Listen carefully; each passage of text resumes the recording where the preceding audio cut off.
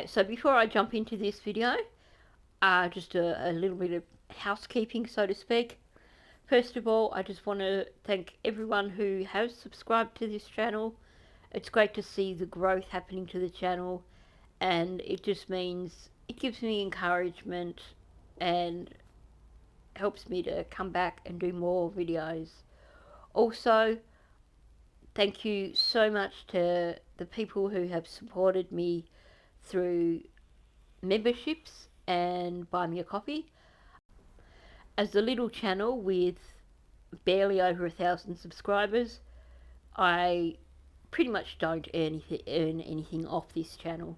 So it's through memberships and buy me a coffee that I'm able to basically get a bit of money for my time, basically. You know, when you make these videos, there's time spent sourcing the videos, time spent recording the videos, editing, all those things. So there's a lot of time goes into these. So the support that I get from people buying me a coffee and having memberships is greatly appreciated. It definitely is allowing me to continue with this channel. Now on to apologies for those of you who enjoy the addition of my co-hosts snoring in the background. Today, because my sister's busy on the weekend, my co-host is actually spending the day at her aunt's place being spoilt there, so it's only me and the big dog. So while Taka does snore, she doesn't snore nearly as loudly as Amira. So you would have to listen really, really hard to hear any snoring from Taka. So there will be no additional soundtrack from my Chihuahua today. Now, moving on to this video. So I saw this as a reaction video on That Johnson Life. And he did a great job of it. He's from the UK, living in Australia, so he was quite well equipped to comment on this video. I just thought this was something that I needed to do a reaction to. So basically it is, don't move to Australia. I think they also, so this was the thumbnail for the video, and then they also had, as part of the video, reasons why you may regret moving to Australia, I think it said. So let's jump in and see what this is about, and I'll share my thoughts along the way. 10 reasons why you may regret moving to Australia. In this video, we're going to be taking a look at the top 10 reasons why you may regret moving to Australia. And wait till you see the number one reason that we're going to be showing in this video. Something you would never even have thought of. So make sure you watch till the end. So bonza mate, let's cut to the chase. At number 10, the weather can be really quite upsetting. Australia is a land of extremes. In some parts of the country, the seasons can be described as hot, really hot, bloody boiling, really hot. The summer of 2017, for example, was one of the worst I have ever experienced. Extreme humidity, with the temperatures going over 40 degrees Celsius every third day or so. My bedroom had no air conditioning, which made the nights really fun. Okay, come on, let's be real about this. There's only certain places in Australia where the temperature is going to consistently go above 40 degrees in summer. If you can't handle heat that strong, then you live somewhere else. I couldn't tell you percentage-wise, as in what percentage of populated areas of Australia go above 40 degrees regularly through summer, but I can tell you that it's actually not a lot. So you have options. If you don't like that kind of heat, move to Tasmania. There you might get above 30 degrees maybe a handful of times throughout the summer. That gets broken up by freezing cold nights and days that sometimes don't get above 20 degrees. So if that's what rocks your boat, move there. Move to Melbourne. Gets a little bit hotter than Tassie through summer, still gets the afternoon sea breeze. In fact, if you're someone who likes a bit of a decent temperature, but you can't handle the hot nights, move somewhere close to the coast. That way you've got the heat, you get your afternoon sea breeze. It's not a problem, really. So stop moaning about the temperature, do your research before you move to Australia, and choose what sort of climate you want to live in. And as for the person making this video, if you genuinely are someone who has moved to Australia, either stop whinging or go back where you came from. Yet it does get properly cold in the winter, especially down south, and particularly in Tasmania, where the climate is more European, or more like New Zealand's. In the northern parts of the country, they have just two seasons, the wet and the dry. The dry is during wintertime, when the temperatures are manageable. Think mid-late 20s, early 30s. How to very quickly destroy your own argument. They're saying, don't move to Australia because of the weather. And they've just essentially pointed out that the weather is different in different areas of Australia. You're not going to be living in two places at once. So, you make a choice. We have multiple climate zones here in Australia. So it really shouldn't be a deterrent for someone moving to Australia. You do your research, find the climate zone that you want to live in, move there. Don't just move to the Gold Coast because that's what every other British person chooses to do. Australia too is a country liable for natural disasters. Cyclones, floods, bushfires, drought, all things that Australians have to contend with. These events are scary. They kill people. With a changing climate, it's a bit worrisome to think about the future where extreme weather events are concerned.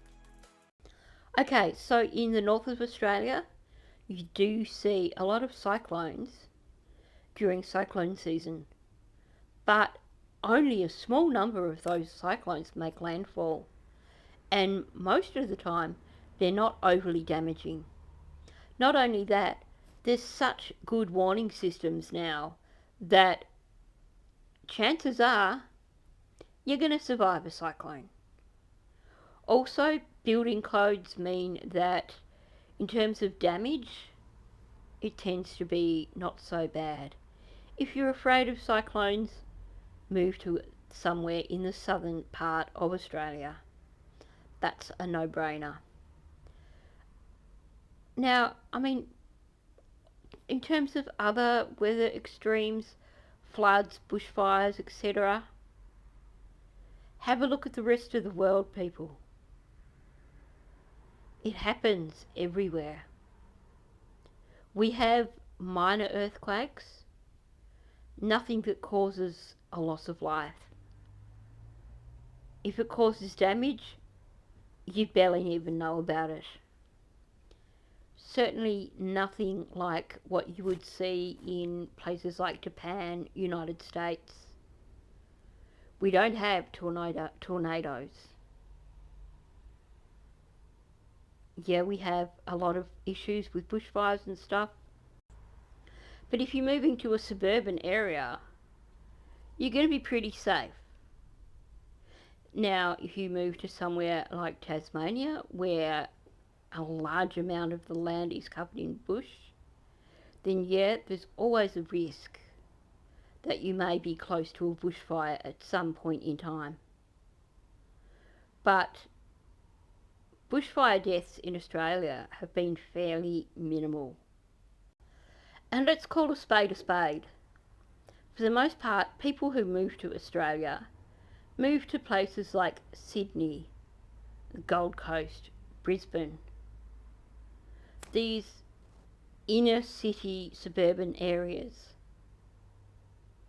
Do you know when the last time there was a bushfire in Sydney? I couldn't tell you. I don't think any Australians could actually just tell you straight out, because it doesn't happen. When was the last time there was a bushfire on the Gold Coast or in Brisbane? Same again. I couldn't tell you. So, if you're worried about bushfires, choose where you live. I think to say that you shouldn't move to a country because of extreme weather is ridiculous, because where are you going to move? Every country has extremes of weather. We thankfully don't have blizzards. We don't have 10 foot of snow that's going to make your roof collapse in if you don't stay on top of it. Whatever country you live in, you're going to have extremes of weather. I do not hate Australia or living in Australia. I also don't really need any aspect of why Australia is the way it is man-explained to me. Well, let's call a spade a spade. I think when we look at this is all we need to see to know that this person does not live in Australia. This person knows very little about Australia other than what they have clearly read online. This bullshit about, oh, when 2017 was so hot and I didn't even have an aircon. Clearly this was something that they simply lifted from someone's vlog or something. This person, I'm guessing, has never even been in Australia, because hello, that's not the Australian flag. If this person lived in Australia, I think they would know that. And as for this fake AI voice, well, I'm so over them, I have to say. I've lived here for most of my life. I'm fluent in how this country functions. I've lived here for most of my life. Yeah, sure. What a load of tosh. What a joke. This person is some moron in another country trying to make a video about Australia with stock images, AI voice, and they know jack shot. Just trying to be careful with my language here, because I know YouTube gets upset when you use the wrong words. There are certain elements of living here that aren't great. However, you could say that about any country of the world. Australia is not the best damn country in the world, as some may claim, because nowhere is perfect. After living away from the country for a spell of time, or coming to live here in the first place, you may regret moving to Australia. I personally think life down under is pretty good most of the time. However, I do think there are things about Australia that could be improved. These are some aspects of life in Australia that those living here have to deal with. You may not necessarily regret moving to Australia, but you should know what you're signing up for well in advance. At number 9, the internet is pretty awful. There was once this dream of having fibre optic internet in Australia. It was an ambitious idea, as Australia is one of the most sparsely populated countries in the world. In terms of population density, there are around 3 people to every square kilometre. This dream tanked when the Conservative federal government instead chose to save on costs by continuing using decades-old copper phone lines for internet connection, having chosen a fibre-to-the-node strategy. This was due to be completed in 2016. It's 2021 as I write this. I live in the second largest city in the country, and I don't yet have access to the national broadband network. Fun times. Yes, our internet's not brilliant, but it's certainly something that has been improved upon greatly since 2021 even. But let's get real. If you are living in a fairly densely populated area, then you're probably going to have, sometimes when there is so much stress on the network, that it does slow things down. But other times, it's not going to hamper you.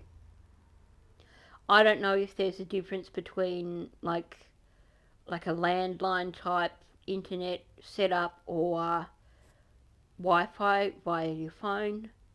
I do all mine via my phone, so I really can't comment on that. But I really don't have a lot of issues with my internet. Um, all I can say is, yeah, we might not rank that high in the world in terms of internet, but my observation is that while there are some areas that aren't so great, provided that you choose a provider that uses the Telstra network and not the Optus network, then you're probably going to be doing okay. It's certainly not a reason to not come to Australia. The most irritating thing is, eventually we will have to catch up to everyone else and replace the links with fibre optics, taking the investment way beyond its initial calculated price of 45.6 billion Australian dollars. We're currently ranked 62nd for internet speed in the world, which is pretty abysmal for a country with an economy as advanced as our own. The not very funny punchline of this joke: we invented Wi-Fi. At least Australia's mobile internet speeds are at 5th globally. Port off your phone, perhaps? Well, that answers that question. So globally, our mobile network ranks 5th. So that's really not too bad. And when you look at it, the majority of people these days don't even have a landline at their house. So, there's that. I think most people have a mobile phone. So why not just go through a personal hotspot? That's what I do, and it works really well for me. Next up at number 8, it's isolated, both geographically and metaphorically. Australia is a very self-contained place. This makes sense when you think about how isolated we are geographically, hanging out on the bottom of the globe, taking hours to get across the country, let alone leave its shores. Okay, leave a comment below for me. Where do you think this moron is actually sourcing the information for this video? Because it sounds to me like they've just basically got it out of a chat room or something.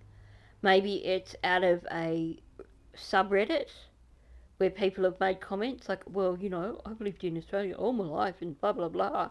Or, 2017, geez, that was so hot and I didn't even have a cooler. I honestly think from the comments that this person makes, and yeah, obviously it is someone speaking with a British accent, but you can tell by the glitches and it's an AI voice. So we can't actually pin down where they're from the voice because it's AI generated. It's all stock footage, so that doesn't help. But we've got a person who doesn't know what the Australian flag looks like, and now they're telling us that it only takes a matter of hours to get us across Australia. Or however it is they said it. It takes hours to get across Australia. No, you moron. It takes days to get us across Australia. It takes me hours to get to Canberra. Well, maybe 7 hours.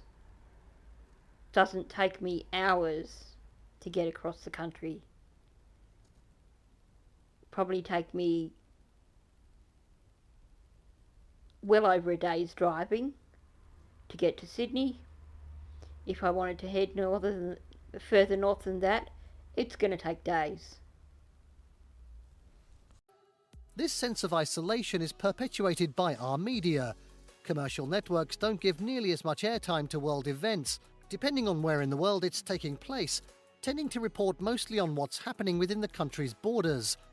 It's nice in some ways, as you can feel quite safe living here, which is something that should not be taken for granted. On the other, we should care about what's happening in the world quite simply because we are actually part of it. Now, I tend not to rely on mainstream media these days, but I'm going to presume that SBS still has world news. And let's talk about YouTube. Hello. You want to find out what's going on in the rest of the world? Hop on YouTube. You can subscribe to various channels that are going to give you world news. To turn around and say that we are isolated because we don't get world news in this day and age is a really, really poor argument to make. Because if you are interested in world news and you want to find out what's going on in the world, it's all at the tip of your fingers. Number 7. Travelling abroad is an expensive and time-consuming endeavour. I didn't step foot outside Australia until I was 20 years old, and I'm not alone in this. Most of my friends were in the same boat unless they went on exchange, saved up to travel during university breaks, went to Bali for their end-of-school celebrations, or had their families take them abroad on holiday. And those who did go overseas mostly had just travelled to cheap destinations in Asia or New Zealand. European friends, on the other hand, who flit through countries and languages on the regular, are surprised by this. But whilst you can travel from, say, London to Rome for £9 return trip, you're not going to see the same for Sydney to Bangkok. Plus, an 8-hour flight to a destination from Australia is considered to be on the short side. Unlike Europe, it's not like you can jet off to Singapore for the weekend. Well, you could, but it would be a waste of time and money. See, the problem I have with this argument, there's a few things. First of all, how often do you find yourself suddenly wanting to skip over to Europe? For a lot of people, it's something that if you're going to do a holiday in Europe, you're going to do it, you're going to take 3 weeks, 4 weeks, whatever, to make it worthwhile. It's not something that you're going to do on a yearly basis. It's something that you're going to do because you've accumulated long service leave or something. Most Australians aren't bothered by how long it takes to get to Europe or America or whatever. A lot of Australians just aren't bothered with travelling to destinations like that. Yes, a lot of Australians will travel to New Zealand, and I have to say, it is so worth it. Also, it's becoming more popular to travel within the country because there is so much to see within our own country. But I think saying that it is isolated from other countries is a reason not to move to Australia is a really poor argument. Next up at number 6, travelling within the country is also quite expensive. So why not stick to travelling within the country then? This is what many Australians tend to do, however the price of doing so can be alarming. In the 90s, Australia was considered a budget destination for backpackers, and people who are my age now, in their 30s, could actually afford housing in the city. Times have changed, and travel within the country is now as or more expensive than travel overseas. I've seen flights to Auckland from Sydney that have been cheaper than flights to Perth. Truth. Okay, so let's go with the presumption that this person's story about, oh, I live in the second most populous city in Australia. Now in 2021 that would have been Melbourne. A flight from Melbourne to Perth is a bit over 4 hours. A flight from Sydney to Auckland, 3 hours. There you have it. That's why, quite often, a flight to Auckland may well be cheaper than a flight from Melbourne to Perth. They didn't actually say where the flight to Perth was leaving from. And I still maintain I don't believe that this is someone who is in Australia. I think this is someone who has looked on a forum somewhere and just pulled out comments. Now, I noticed that randomly amongst the travelling in Australia is expensive, they threw in something about house prices, which is totally irrelevant. But let's talk about it. You can get pretty affordable flights to most places in Australia. Not only that, you can go by train, you can go by car. I think at the moment, if you want to go to Sydney from Melbourne, I think it's probably about $50 to go on the train. That's not too unbearable. For me to head down to Melbourne at the moment, they've changed train fares, so now I think it probably costs less than $10 for a 5 hour round trip Bendigo to Melbourne on the train. If I want to drive, it is going to cost me a bit more, but not that huge amount. It's really not that expensive to travel in Australia. So, another lame-o argument, and also I think the fact that they haven't looked at the different options also points to someone who's definitely not Australian, but is simply choosing random comments from someone's forum somewhere.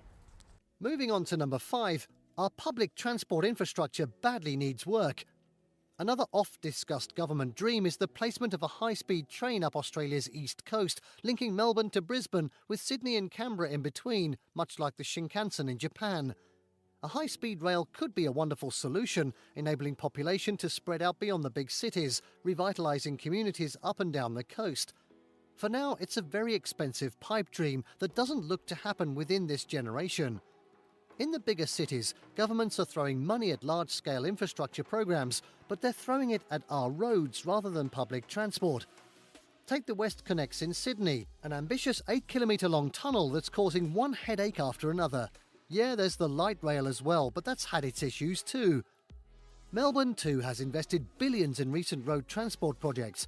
The city still has no train line out at the airport, scheduled to change in time, but come on. Australia is one of the most car-reliant nations in the world, and it seems like nothing will be done to combat this anytime soon. Seriously, this is something I've discussed in other videos.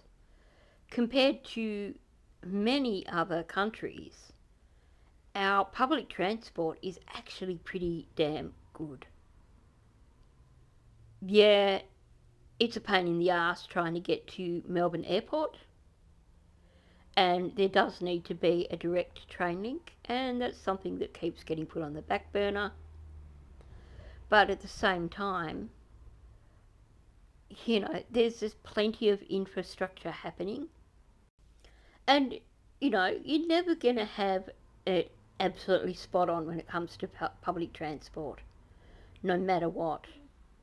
But we're still streets ahead of many other countries. And when you look at larger areas like Melbourne, Sydney, Brisbane, the public transport is pretty good for allowing people to not have to use their vehicles. If I'm heading down to Melbourne, I don't worry about driving in the city area. I'll drive, I could catch a train here, and 2 hours I'm in Melbourne. Don't have to worry about the roads. It's way cheaper than fuel. Don't have to deal with traffic, and it puts me smack bang in the centre of Melbourne. Or I can do what I do. Costs me a little bit more, but it's just more comfortable for me. I'll drive roughly halfway down to Sunbury, catch the train at Sunbury. That gives me the option of not just the regional train, which can be sometimes a little bit crowded, but also the metro trains. Gets me into Melbourne within an hour, and it gets me to Flinders or Central. It's pretty damn convenient. Within Melbourne, you want to go a few blocks, hop on a free tram. Where else in the world can you do that? Can we talk about the fact that Melbourne has the biggest tram network in the world? Number 4. The cost of living has risen considerably.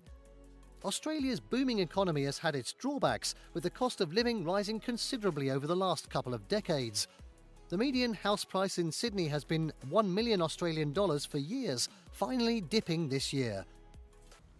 Okay, for starters, the cost of living has risen worldwide, but also, can we stop with this whole narrative of Australia is such an expensive place to live based on the cost of living in Sydney?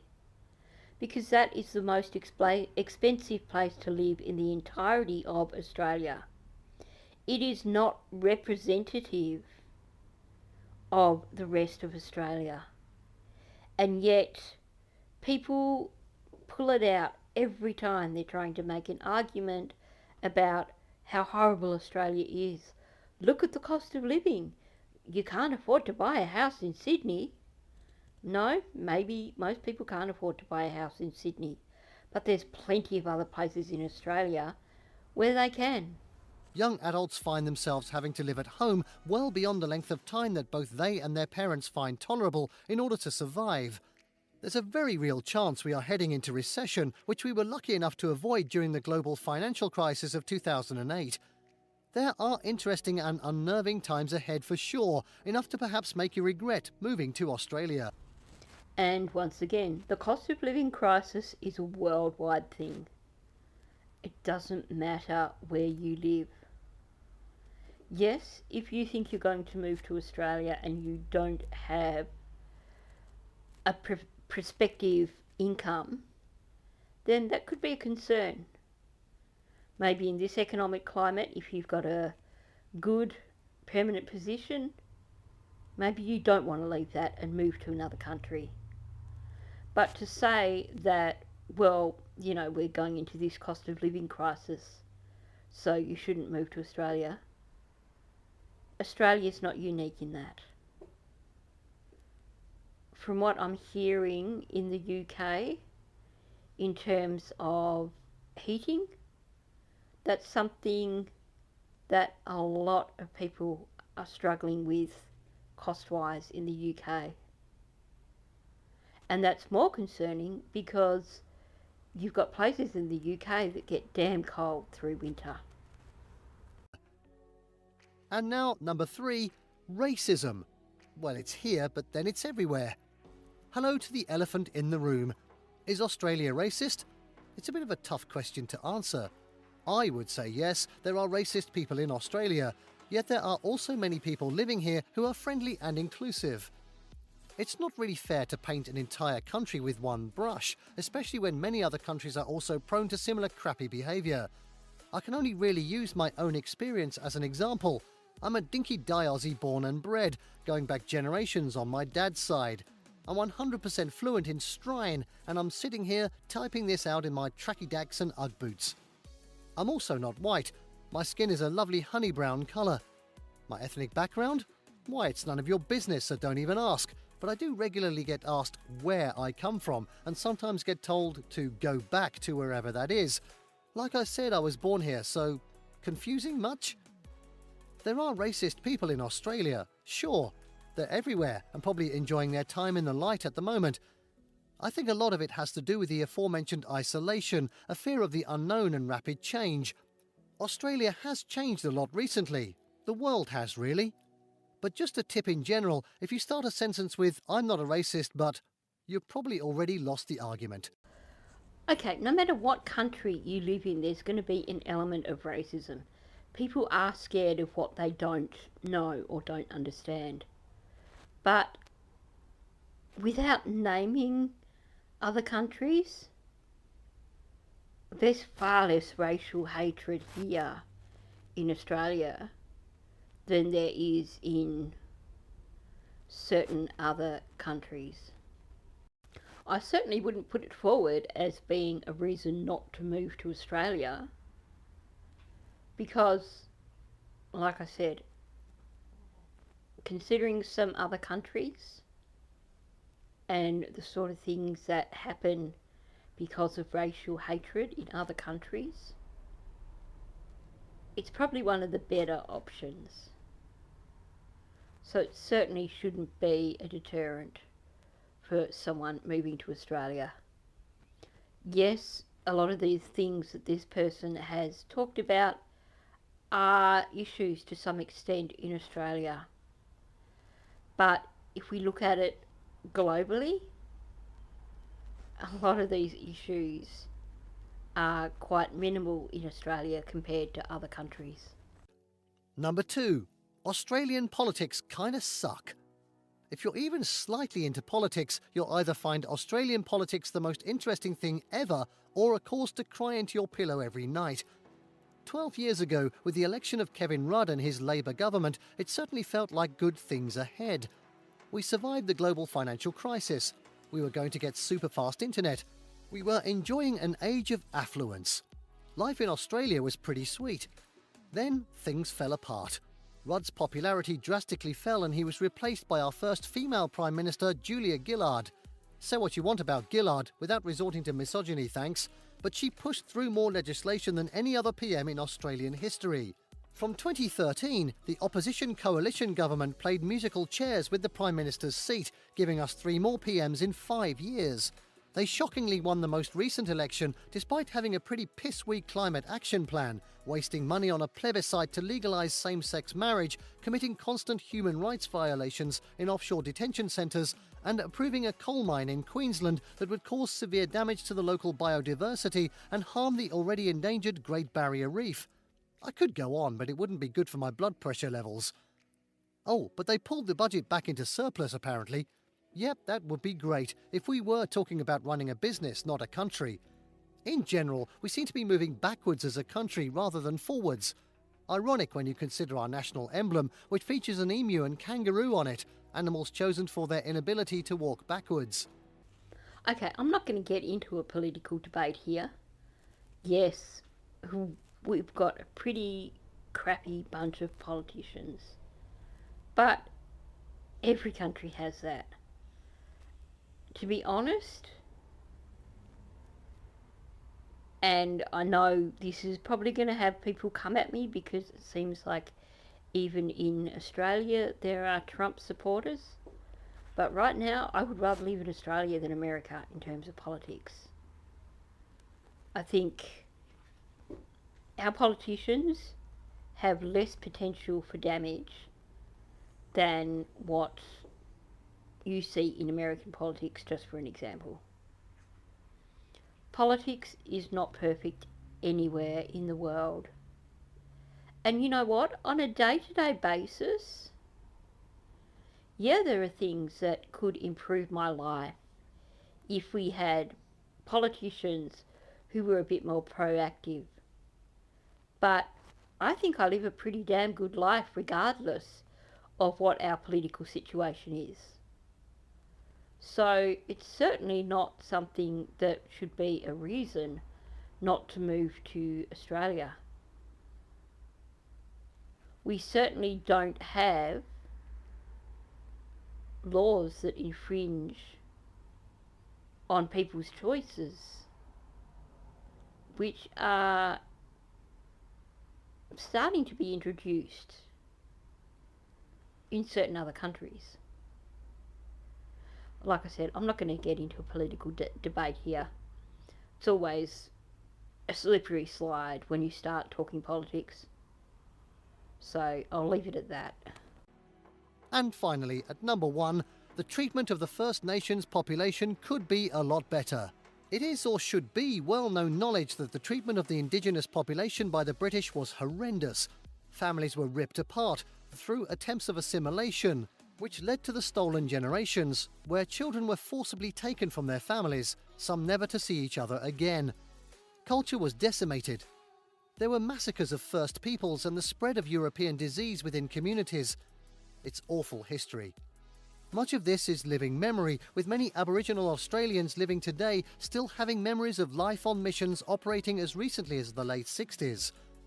Today, there are many misconceptions about life as an Aboriginal person in Australia.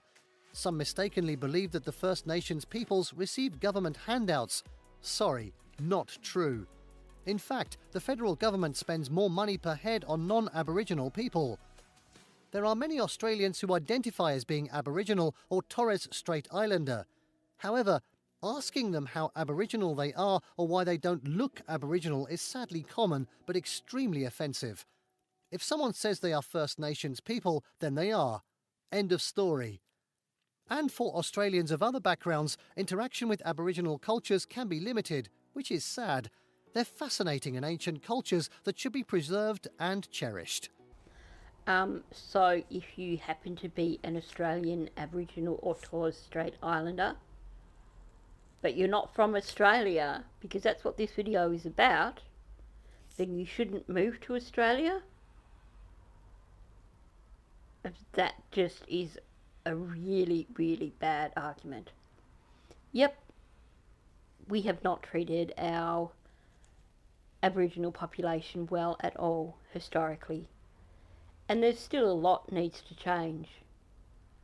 But this video is supposed to be about why you shouldn't move to Australia. So why are we talking about Australian Aborigines? How is that going to impact on someone moving to Australia from another country?